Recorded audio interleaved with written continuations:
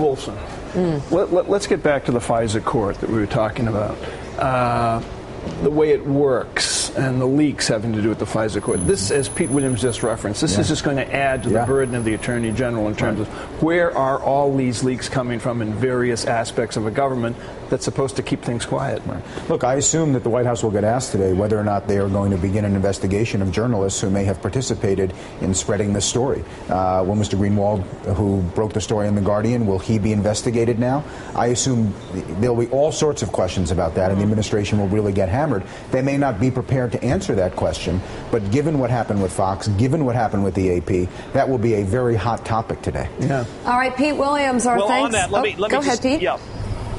Well, just very briefly. Number one, I was told last night definitely there will be a leak investigation. But number two, Holder made it clear yesterday in talking about these previous leaks that the government has never gone after the reporters, that it doesn't want to prosecute reporters. It wants to get at the government people who leak this information, although sometimes it says it's necessary to look at both sides of the transaction. The prosecutorial focus is on the leakers in the government, not the reporters. I'm not sure that makes the reporters feel all that much better.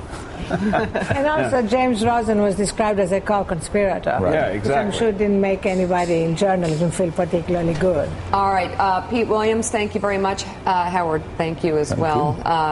Joe, it's a lot of different questions being raised today. It's been a fascinating conversation. Well, I mean, it's been a fascinating conversation, but if you want to know, I mean, every reporter needs to be worried because Glenn Greenwald needs to be worried himself right now. You know, have his phone records been seized by the government already? We are seriously, I mean, they're going to launch a leak investigation, and we now have a situation, we now have a construct where anybody who is critical of this government and brings information to the American people that their phone records are being seized indiscriminately by the federal government, they have a reason to be worried that the feds and that the Justice Department is now coming after them.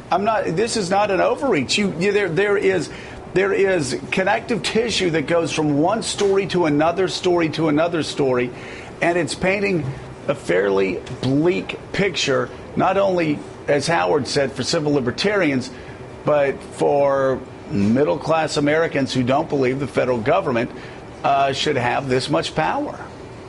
Coming up, that's a good point. And Howard, thank you. I'm not going to let you respond. TS, okay? A new report reveals some surprise.